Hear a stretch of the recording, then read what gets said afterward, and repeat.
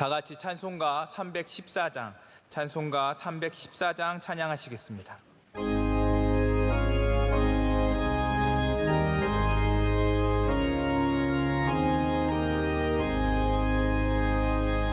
내 구주 예수를 더욱 사랑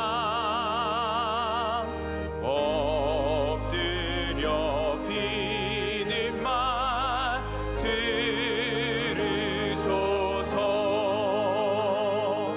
내 진정 소원이 내 구주 예수를 더욱 사랑 더욱 사랑. 이전에 세상 나 기뻤어도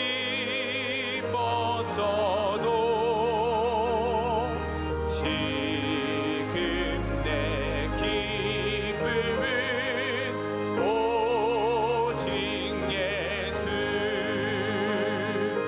다만 내 비는 말 내 구주 예수를 더욱 사랑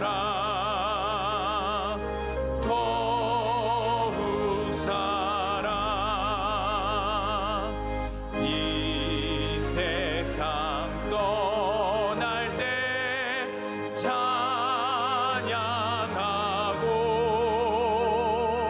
숨질 때 하는 말 이것일세.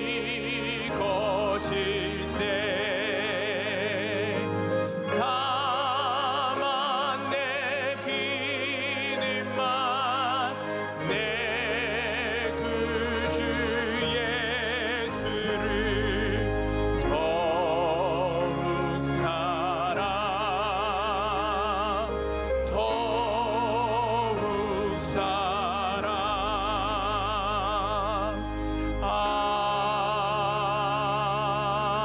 아멘. 오늘 우리에게 주시는 하나님의 말씀은 구약 성경 다니엘 5장 22절에서 31절까지의 말씀입니다. 구약 성경 1242쪽에 있는 다니엘 5장 22절에서 31절까지의 말씀을 저와 여러분이 한 절씩 교독하고 마지막 절은 합독하겠습니다. 벨사살이여, 왕은 그의 아들이 되어서 이것을 다 알고도 아직도 마음을 낮추지 아니하고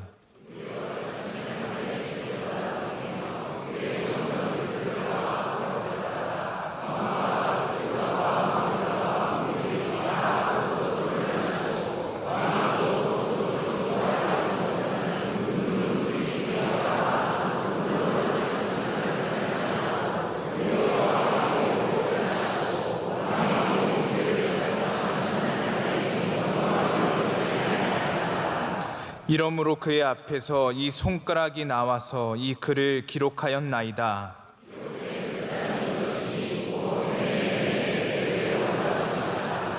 그 글을 해석하건대 메네는 하나님이 이미 왕의 나라의 시대를 세워서 그것을 끝나게 하셨다 함이요.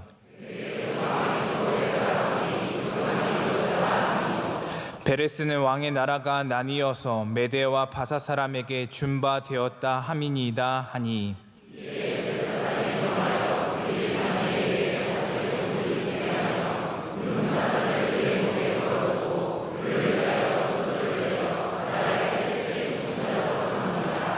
그날 밤에 갈대아 왕 벨사살이 죽임을 당하였고 메대 사람 다리오가 나라를 얻었는데 그때 다리오는 62세였더라. 아멘.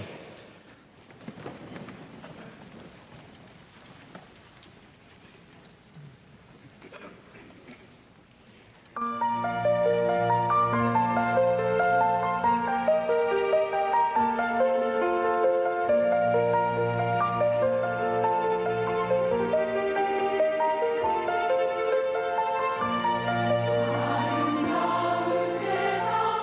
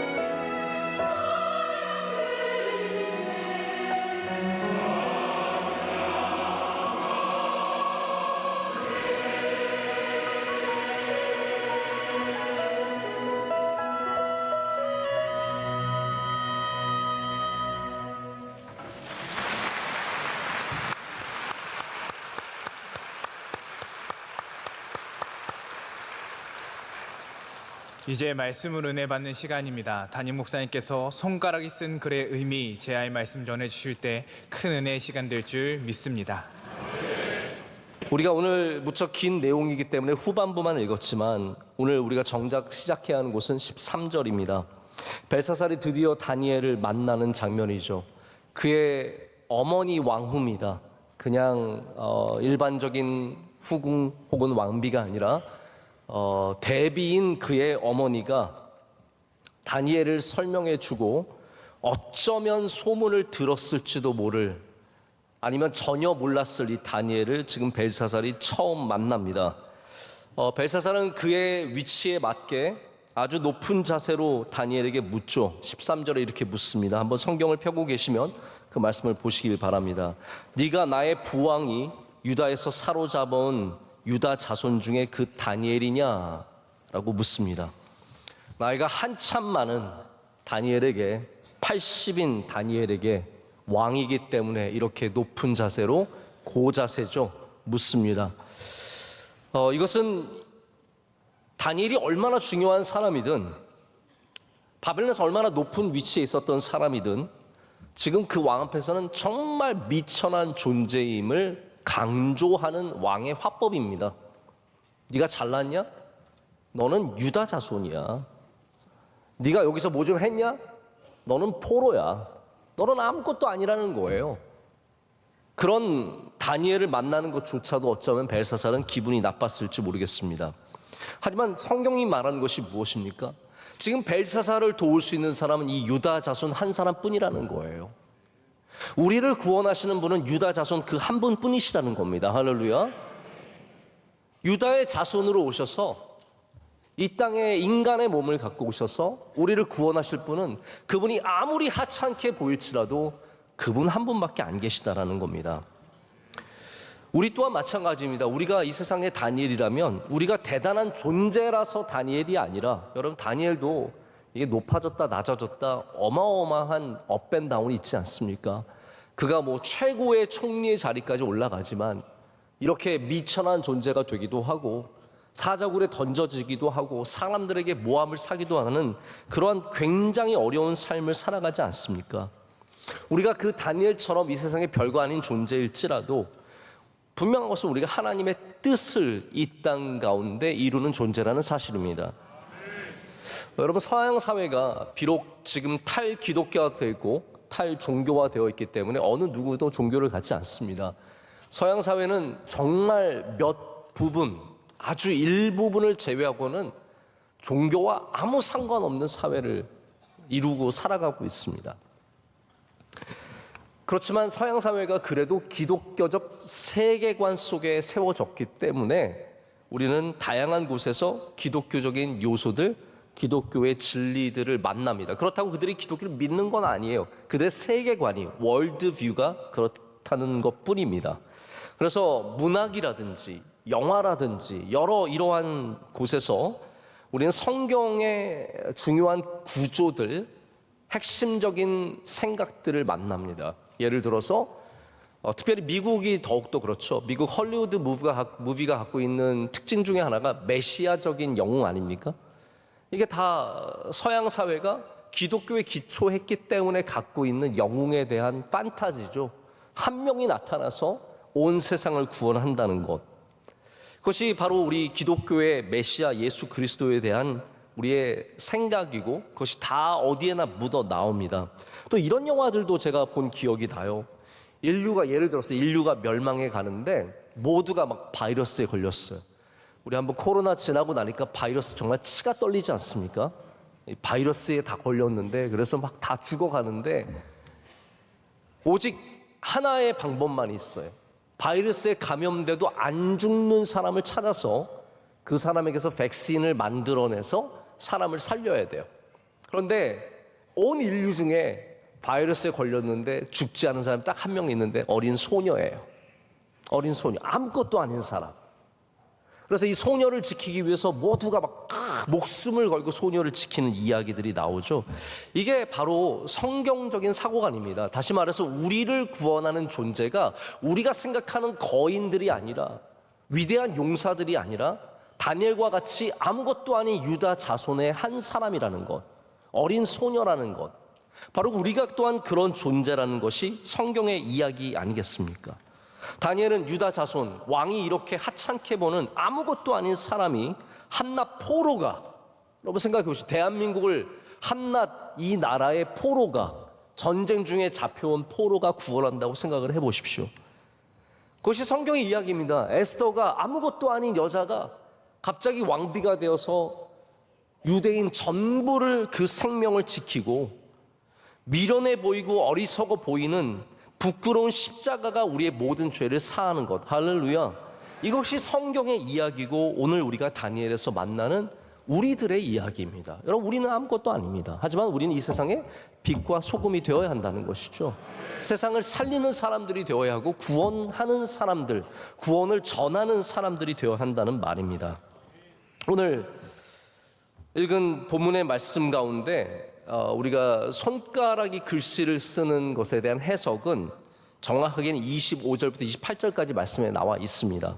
하지만 저는 그 전부터 좀 여러분과 얘기를 나눠야 될 것 같아요. 왜냐하면 다니엘은 지금 나타나서 그걸 해석해주고 돈 받고 가는 게 아닙니다.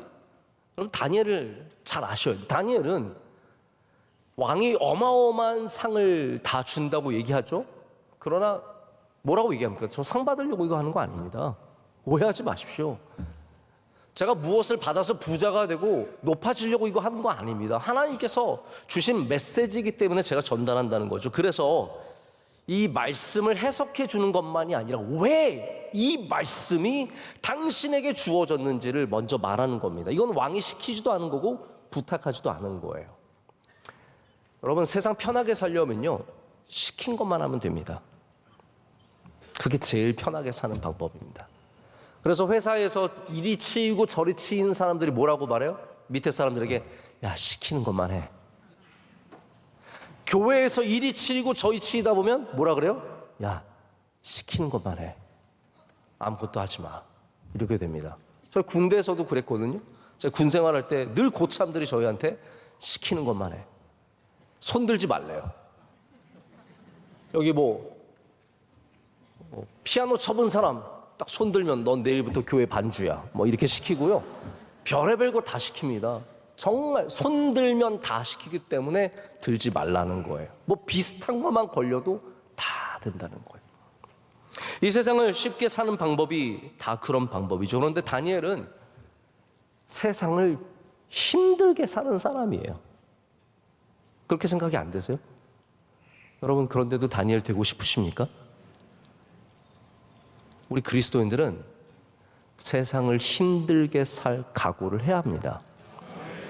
왜 그렇습니까?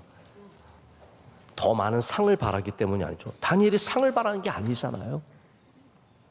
하나님이 주신 사명이 있기 때문에, 내가 해야 할 몫이 있기 때문에 그 일을 감당하는 겁니다. 그래서 왕이 왜 내가 이 메시지를 받았느냐? 묻지 않았어요. 왜냐하면 왕이 묻는 것은 메네메네 대개 우바르신이 무슨 뜻이냐? 라고 묻는 거예요. 근데 다니엘이 여기에 벨사살에게 정말 제대로 조언을 합니다. 안타까운 것은 여러분, 우리가 다 시간이 늘 넉넉한 게 아닙니다. 벨사살이 이 말씀을 듣고 언제 죽습니까? 그날 밤에 죽습니다. 여러분, 우리에게 남은 시간이 많지 않다는 것을 꼭 기억하시길 축복합니다. 항상 많은 시간이 있는 건 아닙니다. 핵심 구조는 그래서 22절입니다. 다니엘이 벨사살에게 말하는 왜 이런 일이 생겼는지에 대해서는 22절을 말합니다. 우선 21절 보지 마시고 김하나를 보세요. 네. 그 전까지 어떤 얘기를 하냐면요, 너의 부왕, 정확하게 엄밀하게 따지면 어머니의 아버지 느부갓네살이 7년 동안 어떠한 암흑 속에서 비참한 삶을 살면서, 그리고 하나님께서 그를 다시 돌아오게 하시고 그가 하나님을 깨닫고, 이 이야기를 쭉 합니다. 왜 느부갓네살 이야기를 할까요? 그 다음에 이제 오늘 우리가 읽은 이 말씀을 얘기를 하는 겁니다. 22절 말씀 우리 한번 다 함께 읽어볼까요? 벨사살이여, 왕은 그의 아들이 되어서 이것을 다 알고도 아직도 마음을 낮추지 아니하고. 당신의 아버지는 이렇게 짐승과 같이 되어서 들나귀와 함께 살며 소처럼 풀을 먹으며 몸이 하늘 이슬에 젖었으며 이렇게 비참한 시간을 보내고 나서 비로소 누가 자기를 거기에 세웠는지를 깨닫는 사람이 되었는데, 벨사살이여, 당신은 이 이야기를 알지 않습니까? 이 이야기를 어쩌면 다 알고도 당신은 하나님을 존중하지 못하고 경외하지 못하고 이렇게 교만하여서 하늘의 하나님보다 더 높아져서 하나님의 성전에 세운 가져온 기구들로 술을 마시고 하나님 모욕하는 이런 어리석은 일을 왜 하십니까? 라고 말하는 것이죠. 여러분, 벨사살의 죄는 무엇입니까? 이것을 다 알고도 마음을 낮추지 못했다는 겁니다. 여러분, 우리가 성경을 통해서 하나님이 싫어하시고 미워하시고 불쾌하시는 것이 무엇인지 다 압니다. 그걸 우리가 일일이 뭐라고 목록을 세울 수는 없지만 우리 다 알잖아요. 우리의 문제는 뭡니까? 벨사살의 문제와 똑같아요. 그것을 다 알고도 마음을 낮추지 못하는 것. 다시 말씀드리지만 제가 벨사살 처음 이야기할 때도 이게 뭐 1000명이냐 술을 마셨느냐 그 문제가 아니라고 말씀드렸어요. 정말로 큰 벨사살의 문제는 하나님보다 더 높아진 마음이에요. 그래서 하나님을 우습게 여기고 마음대로 하는 것. 여러분, 그래서 저는 이 말씀 준비하면서 누구를 생각하는 건 아니지만 그런 생각들이 들더라고요. 야, 교회를 이렇게 소설을 쓰며 비난하고 괴롭히는 사람들 하나님께서 절대로 가만히 두시진 않겠구나 라는 생각이 드는 거죠. 여러분, 우리가 다 배울 수 있는 존재인 것 같지만, 이렇게 벨사살처럼 자신의 가정에 일어났었던 일을 다 배울 것 같지만 그렇지 않아요. 이거 참 이상하지 않습니까? 아버지가 술 취해서 그렇게 가족에서 때리고 기물 파괴하고 그랬으면 아들은 그걸 보고 배울 것 같잖아요. 뭘 배워요? 그걸 똑같이 배워요. 안 하는 걸 배우는 게 아니라 그렇게 비참한 가정에서 컸으면서 자기가 똑같이 술 먹고 아내 때리고 아이들 괴롭히고 욕하고 물건 던지고 가정을 천국이 아니라 지옥처럼 만드는 거죠. 우리가 다 알고도 이렇게 된다니까요. 제가 작년에 마지막 몇 달을 토요일날 새벽 예배 말씀을 안 전하고 제가 청년대학부 가서 말씀을 전했었습니다. 그때 제가 청년들에게 여러 좀 제 마음속에 있었던 청년들과 나누고 싶은 말씀을 많이 나눴는데, 몇 청년들이, 뭐 많이는 그렇지 않았지만 몇 명의 청년들이 저에게 그런 얘기를 해줬어요. 목사님이 많은 설교를 하셨는데 기억에 남는 건 별로 없습니다. 그런데 거기가 재밌는 부분이에요. 기억에 남는 건 별로 없대요. 근데 제가 teachability라고 하는 제목으로 설교한 게 기억에 많이 남았다라고 저한테 얘기를 해주더라고요. 이 teachability는 무슨 말이냐면, 오해하지 마시고, 가르치는 능력이 아니라 가르침을 받는 능력을 teachability라고 합니다. teachable 하냐? 제가 이 용어를 왜 설교를 했냐면요, 제가 외국을 많이 다니지 않습니까? 외국 사람들도 많이 만나는 편이고 그 중에는 정말 훌륭한 지도자들이 많이 계세요. 그분들과 수많은 대화를 나누면서 제가 이게 축적되어 있는 단어들이 있어요. 아, 이 단어는 지금 굉장히 중요한 단어구나. 이 용어에 대해서 미국 교회나 유럽 교회가 관심을 많이 갖고 있구나. 지도자들이 저희 학교 이사들 중에서는 정말 큰 기업과 대단한 일들을 하시는 분들이 많이 계세요.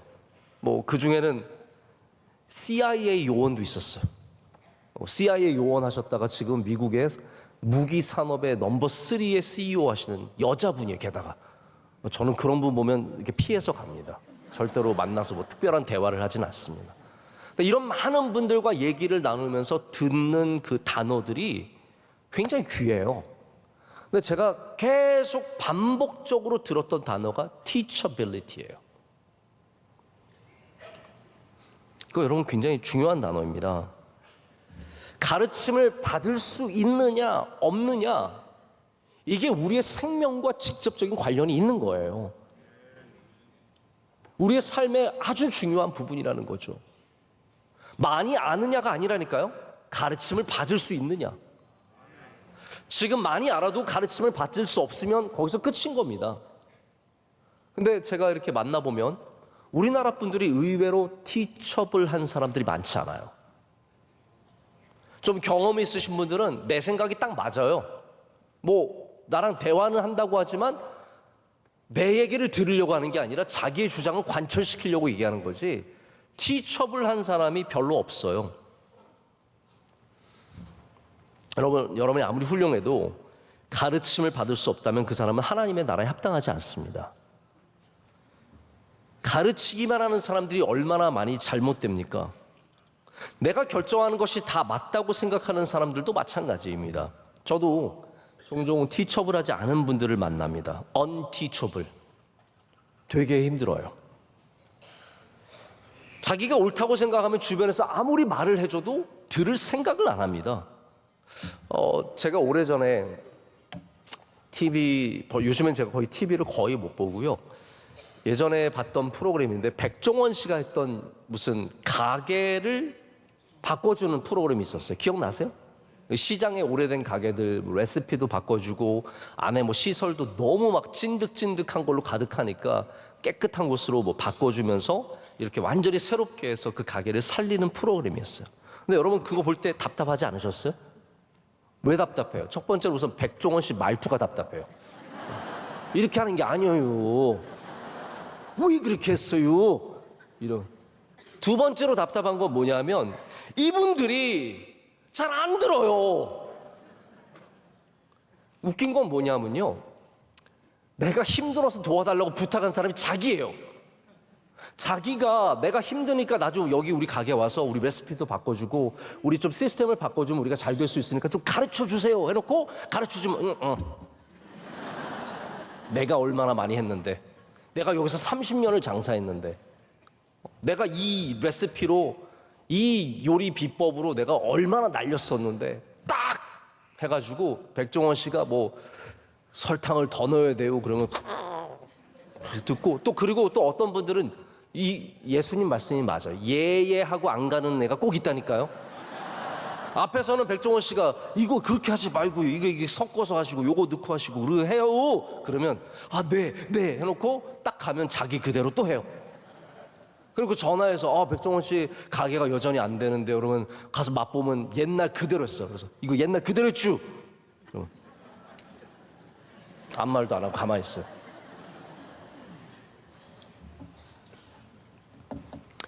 여러분, 내가 여기 경험이 얼마나 많은데, 내가 얼마나 많이 해봤는데, 내가 몇 년을 살았는데,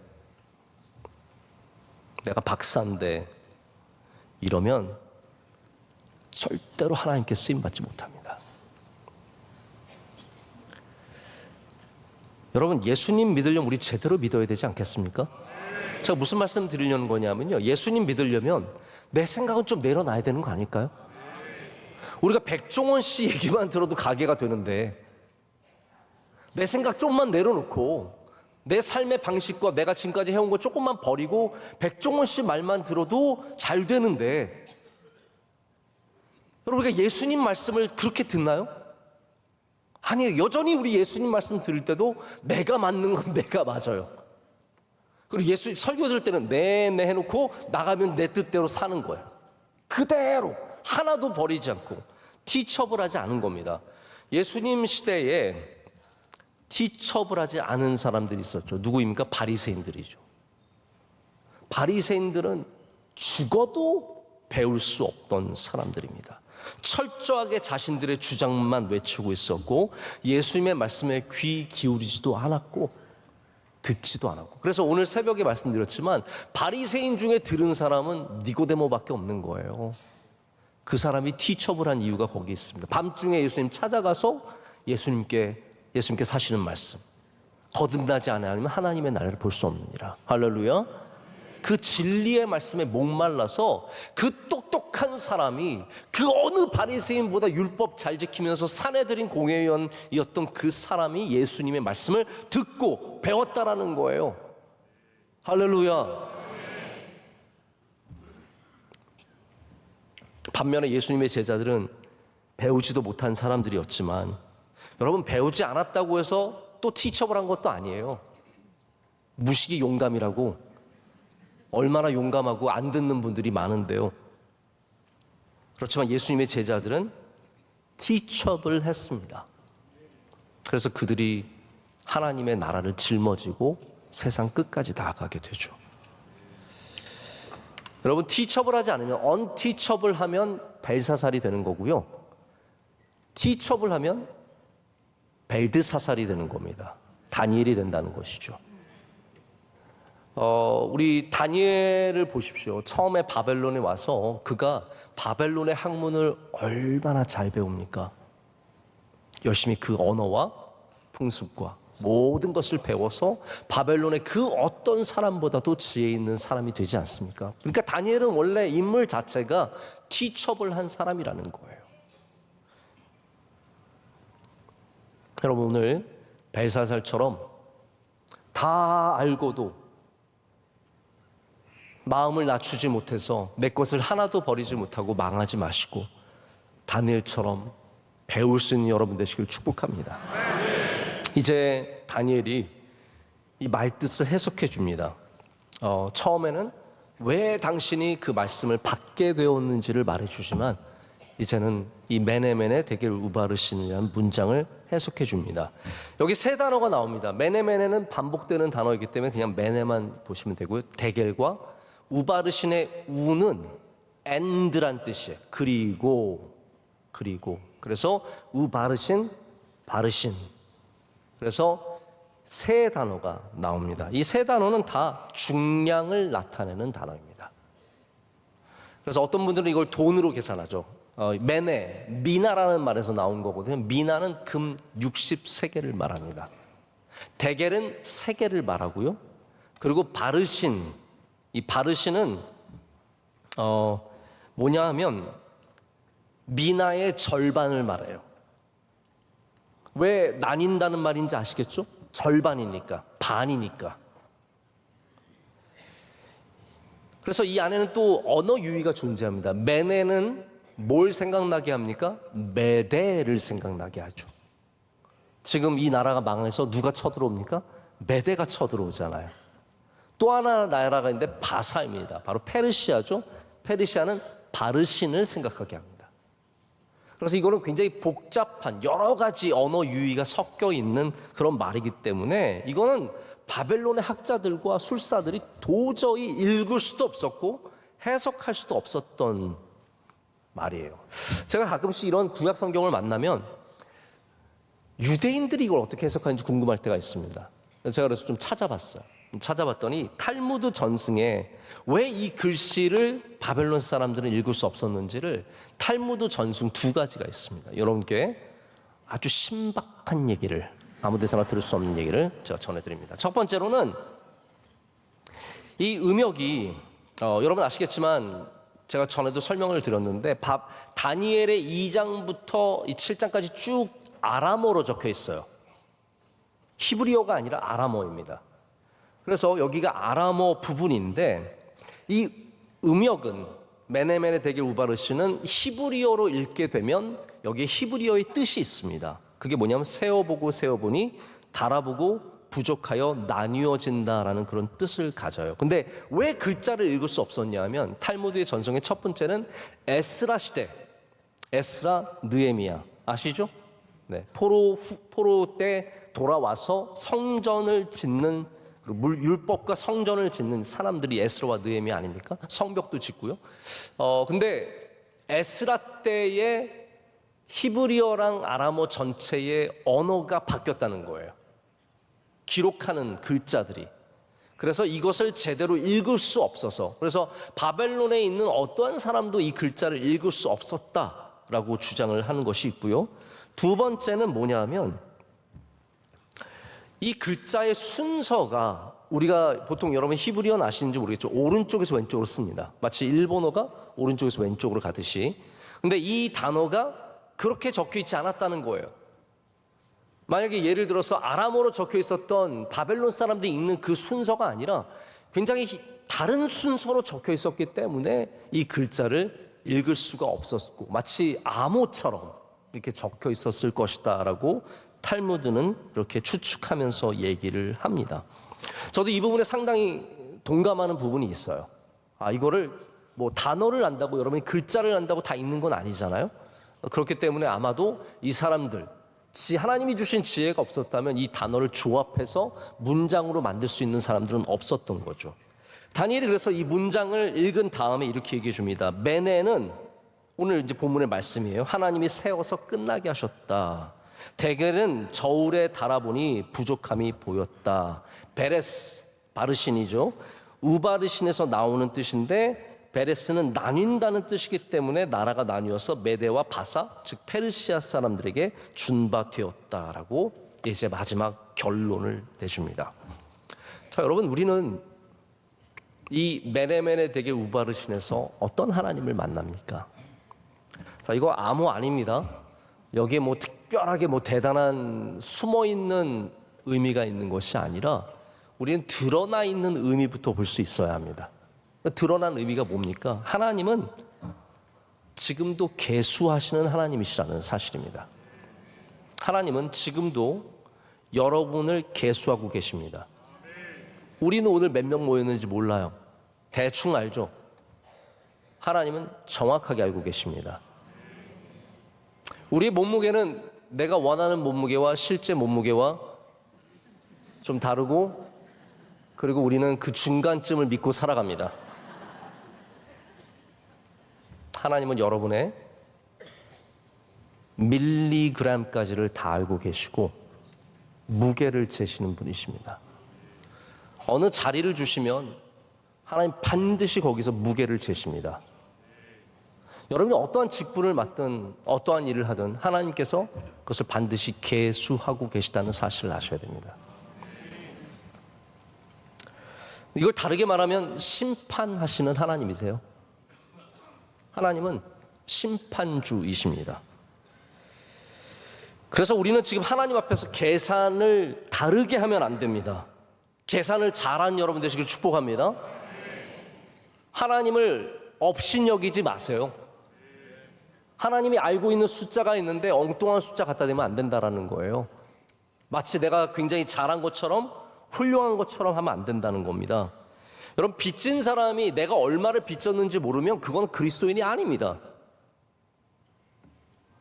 생각을 해보십시오. 제가 어떤 교회 이야기를 들었는데 이 교회가 창립 기념주일 때 이 교회는 또 마침 굉장히 빚이 많았는데 하나님의 은혜로 좋은 목사님이 오셔서 빚을 다 해결했어요. 교회가 빚이 많아서 해결하면 진짜 날개를 단 것 같은 느낌이거든요. 너무너무 감사한. 이제는 교회가 오히려 이제 여유 자금이 생기는 거죠. 그래서 이 목사님이 하나님께 주신 감동을 인해서 창립 기념 주일날 빚 갚은 지 그 바로 다음인가 10억을 다른 교회의 빚을 갚아주기 위해 썼어요. 그래서 뭐 5교회인가 몇 교회를 골라서 그 교회의 빚을 이 교회가 다 갚아줬어요. 근데 그 목사님 말씀이 그래요. 정말 처음에는 너무너무 고마워서 눈물 흘리고 막 얼싸안고 감동하던 그분들이 딱 1년, 2년 지나니까 연락 한 번 안 한대요.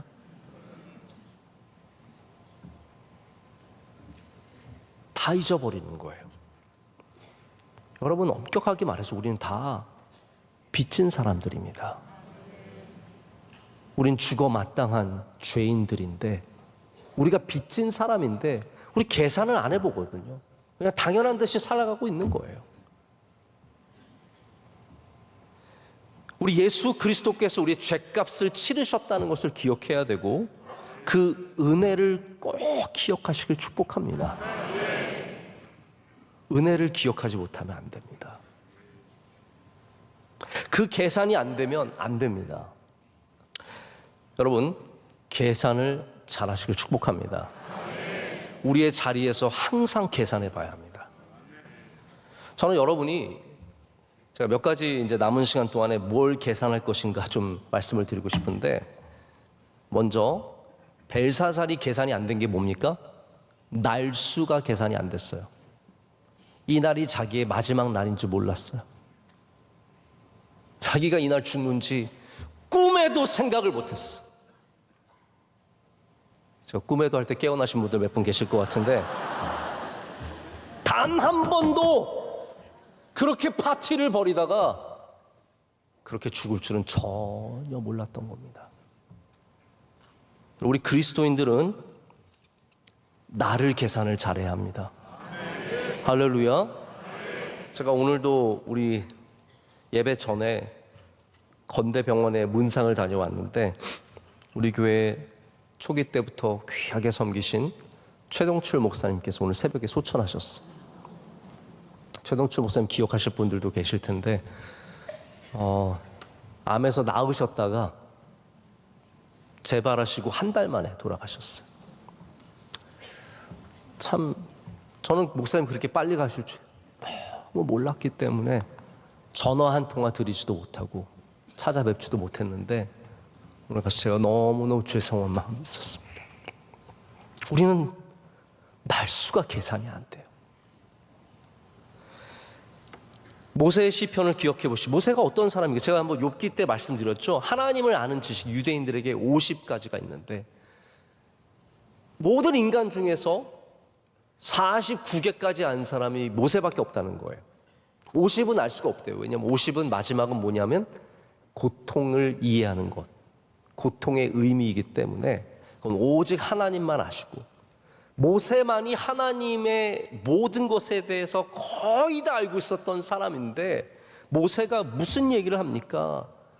나를 계산하라는 거예요. 모세의 지혜가 우리에게 가르쳐 주는 것이 뭐라고 얘기합니까? 이 시편 70편에 보면, 90편에 보면은 우리의 연수가 70이요 강건하면 80이라도 그 연수의 자랑은 수고와 슬픔뿐이요 신속히 가니 우리가 날아가나이다.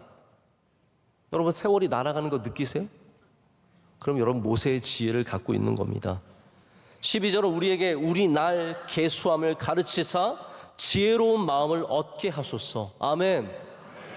우리 그리스도인들은 항상 나의 날이 언제까지인지 모르니까 오늘도 주님 더 사랑하고 이웃을 더 사랑하고 우리에게 주신 것 최대한으로 나누고 베풀고 돕고 사랑하며 사는 것, 이것이 우리 그리스도인들이 나를 잘 사는 방법입니다. 여러분, 제가 만약 담임 목사인데 허송세월하며 보낸다고 생각해 보십시오. 얼마나 안타깝습니까? 벌써 지난 날 제가 생각해 보면, 제가 명성교회 온 지 만 7년인데 7년째인데 안식년인데 안식년을 안 보내주셨어요. 여기 그냥 있는데 저 개수하고 있다니까요. 제가 생각해보면 6년 동안 너무 하나님께 부끄러운 거죠. 내가 너에게 이만한 시간을 주었는데 너 뭘 했느냐? 너에게 이만큼 긴 날들을 주었는데 그 날들을 어디로 보냈느냐? 물어보신다면 저는 정말 할 말이 없을 것 같아요. 저 또한 우리 직원들이, 우리 교육자들이 매일매일 허송세월하고 매일 자리에 앉아서 웹툰 보고 드라마 보고 그러고 있으면 가슴이 미치고 환장하지 않겠습니까? 하나님은 우리의 날의 계수자이십니다. 지금도 세고 계십니다. 다만 제가 감사한 것은, 하나님 그래도 제가 예배는 잘 나왔잖아요. 여러분, 이 예배가 하나님의 계산에 꼭 포함될 줄로 믿습니다. 우리가 또한 계수해야 될 것이, 우리에게 맡겨주신 것을 계수해야 합니다. 그게 뭡니까? 달란트입니다. 근데 거듭나야 달란트를 깨닫습니다. 거듭나야 사명을 깨닫습니다. 예수님께서 우리 하나님을 얘기할 때 임금이라고 하면서 얘기하죠. 임금이 해외로 나가면서 종들에게 달란트를 나눠준 거예요. 하나님은 그걸 계산하시는 분이시라는 거예요. 하나님이 얼마나 계산에 철저하신지를 여러분 아셔야 된다는 거예요. 맡기신 게 있으면 물어보신다니까요. 까먹지 않으세요. 여러분의 부모님은 나중에 기억력이 희미해 주셔서 까먹으실 수 있어도 하나님은 잊지 않으십니다. 우리의 삶에 주신 모든 것들을 우리는 열심히 살아가야 합니다. 벨사살처럼 파티나 하고 하나님을 모욕하면서 하나도 충실하게 살지 않는 그런 삶이 아니라 우리는 계수의 대상자임을 알고, 여러분 그래서 대충 일하면서 살지 마시길 축복합니다. 어디에서 일하든지. 바울이 뭐라고 했습니까? 너희는 눈가림만 하지 마. 다른 사람들처럼, 다른 종들처럼, 저 로마의 종들처럼 눈가림만 하지 말고 누구에게 하듯 하라고요? 죽게 하듯 하라. 할렐루야. 이게 계수하는 지혜예요. 여러분께서 회사에서 일하시든 교회에서 일하시든 어디에서 일하시든 주님께 일하듯 일하면 다 인정받게 되어 있습니다. 왜냐하면 하나님이 그걸 세고 계시잖아요. 하나님이 다 보고 계시다라는 겁니다. 이게 무슨 얘기입니다? 죽게 하듯 하는 것은 거듭나야 가능한 거예요. 거듭나야 내가 나의 삶에서도 열심히 일하겠구나 이 생각이 드는 거거든요. 조용기 목사님 제가 우연히 이 말씀을 들었는데 이런 얘기를 하시더라고요. 영국의 한 어떤 망치질하는 사람 얘기인데 에드워드 모트라고 하는 분이에요. 이분이 젊은 시절 목공소에서 일을 하는데 늘 열등의식과 반항심, 원망으로 가득했어요. 어느 추운 날 런던시를 지나가다가 한 교회에 우연히 들어가게 되었는데 목사님께서 요한복음 3장, 이것도 오늘 새벽에 제가 전한 말씀이죠. 거듭나야 천국을 본다라는 이 말씀을 듣고 마음에 큰 감동을 받고 그가 나도 거듭나야겠다라는 생각을 하게 되면서 그렇게 싫던 세상, 그렇게 원망하고 모든 사람들 미워하던 그 세상, 우울한 세상에서 거듭나야겠다는 새로운 마음을 주셔서 이 사람이 기도하고 그러다 성령 받아서 거듭나는 은혜를 갖게 됩니다. 그러면서 이분이 간증을 하는데 예전에는 망치질을 할 때마다 미운 사람들 생각하면서 이놈의 자식들, 이 원망스러운 세상 했는데 예수님 만나니까 망치가 노래를 한다는 거예요. 기쁨으로 가득하고 춤을 추게 되고 눈동자가 반짝거리게 되고 마음에 생수가 나고 예수님이 내 마음에 오시니까 거듭나서 감사함과 기쁨으로 일을 하게 되었다는 거예요. 그래서 이제는 원망으로 일을 하는 것이 아니라 기쁨으로 일을 하게 되니까 목공소가 잘 되는 거예요. 더 잘 되는 거예요. 여러분 어디 가서 뭐 살 때 저는 요즘에 우리 젊은 여자 직원들 만나는 게 힘들 때가 있어요. 왜냐하면 젊은 20대 친구들이요 절대 뭐 하나 하시는데요. 다들 뭔가 짜증에 가득하고 일하기 싫어하고 뭔가 힘들어요. 이렇게 밝게 웃으면서 일하는 사람들이 많지 않습니다. 그래서 이분이 결국은 그 큰 목공소를 완전히 자기가 인수하고 큰 부자가 되는데 나이 55세가 되어서 내가 이제는 더 하나님 위해서 일해야겠다라고 하면서 목회자가 됩니다. 그러면서 그가 지은 시가 있는데 그것이 바로 찬송가 488장, 이 몸의 소망 무엔가라는 거죠. 우리도 한번 이 찬송가 불러보죠.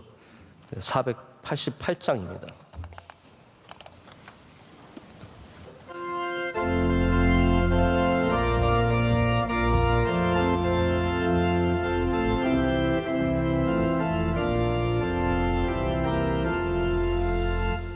이 몸의 소망 무언가 우리 주 예수뿐일세.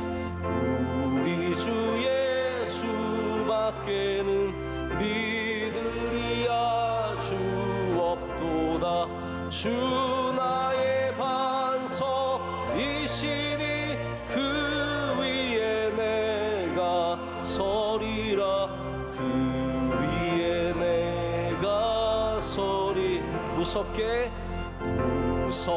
바람 부는 밤 물결이 높이 설렐 때 우리 주 크신 은혜의 소망의 낯을 주리라. 주 나의 반석이시니 그 내가 서리라 그 위에 내가 서리 세상에 믿던 모든 것 끊어질 그날 되어도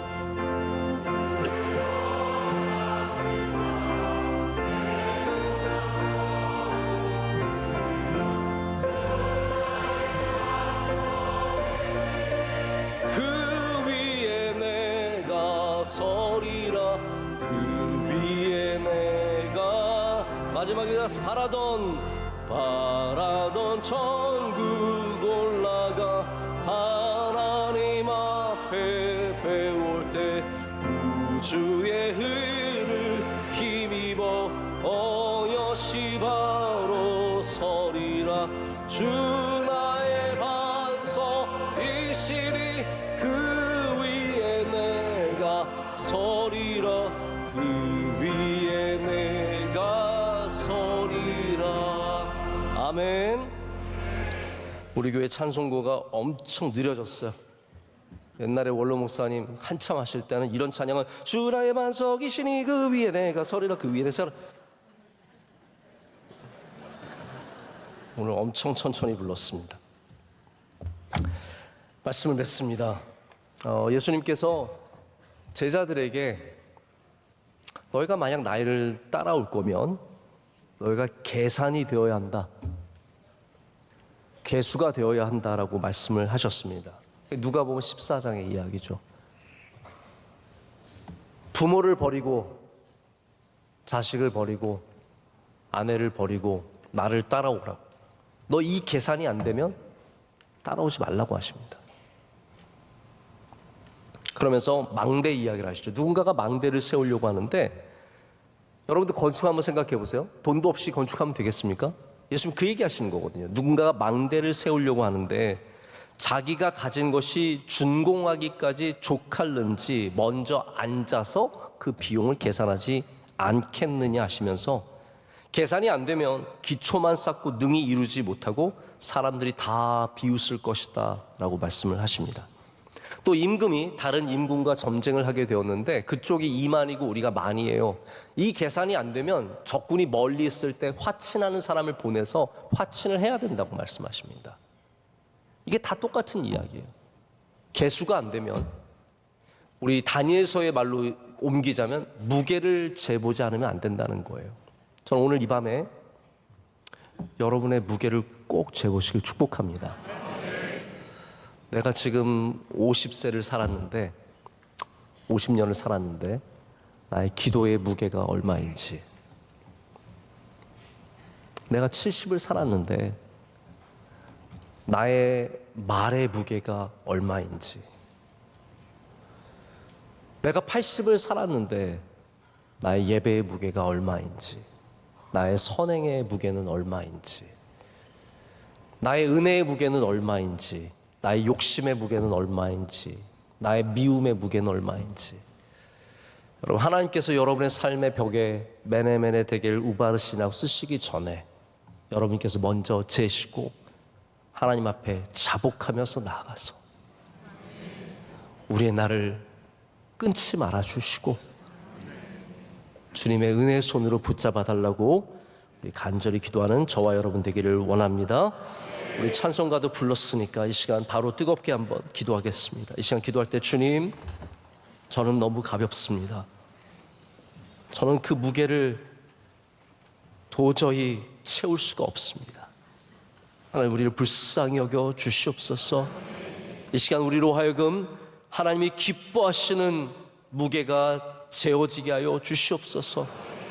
우리의 기도의 무게가 늘어나게 하여 주시고 사랑의 무게가 늘어나게 하여 주시며 헌신과 봉사와 섬김의 무게가 늘어나게 하여 주시오며 하나님, 우리 모든 가벼운 것을 채워주셔서 여기에 쭉정이는 하나도 없게 하여 주시옵고 벨사살은 하나도 없게 하여 주시옵고 다 기도로 무게를 채웠던 벨드사살과 같은 다니엘과 같은 주의 종들이 되게 하여 주시옵소서.